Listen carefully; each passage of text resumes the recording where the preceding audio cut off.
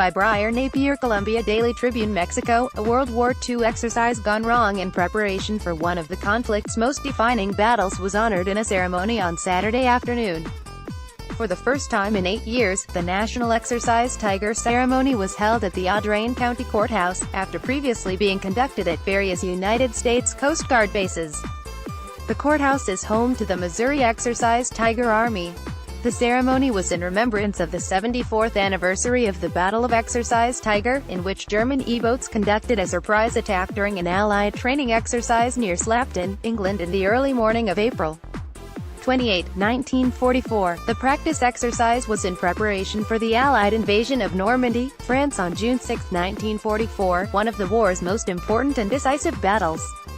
Allied forces suffered 746 casualties in the Battle of Exercise Tiger, 201 of which were Missourians. It was the costliest single battle for U.S. forces in that point of the war since the Japanese attack on Pearl Harbor in December 1941.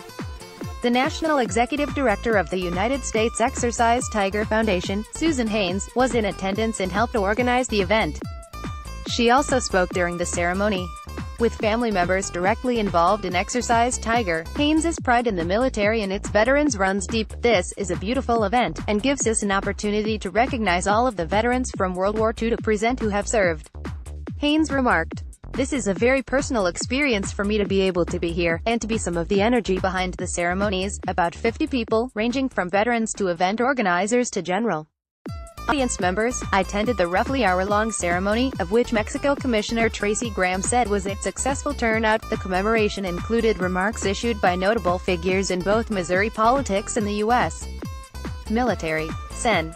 Claire McCaskill, who was not in attendance due to a schedule conflict, instead sent to the national office a letter of appreciation for both the invitation and the sacrifices of U.S. veterans during Exercise Tiger and beyond. In addition, the United States Secretary of the Navy, Richard Spencer, sent remarks commemorating the ceremonies in both Mexico and Barnegat Light, NJ, which were held simultaneously on Saturday, along with a commendation of U.S. servicemen involved in conflict. The ceremony especially hit home for Rennie Davis, a Vandalia native and 34-year National Guard veteran who attended the tribute. His uncle, Lowell Renner, was a casualty in the fighting of Exercise Tiger, one of 8 citizens of Audrain County to die in the battle, with other family members having either moved or passed away since the first national ceremony held in Mexico in 1999. Davis wants to ensure that a relative of Renner is always around at the yearly Exercise Tiger ceremonies. "We lost my uncle, and Mom never knew what happened to her brother for so long. When this memorial was established, there was finally closure," Davis said.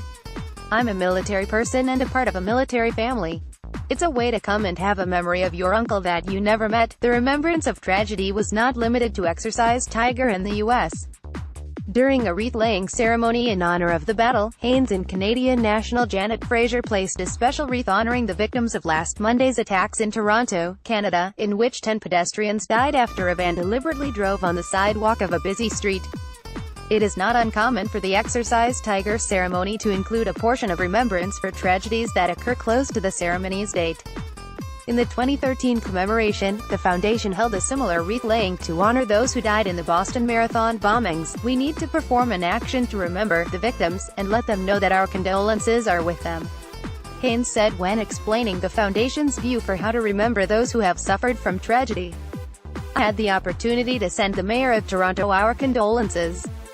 We can't not recognize those who have suffered and grieved because we have to." Thus, Haynes summarized the overarching purpose of the yearly ceremony, honoring those who sacrifice in the name of keeping peace, both in the U.S.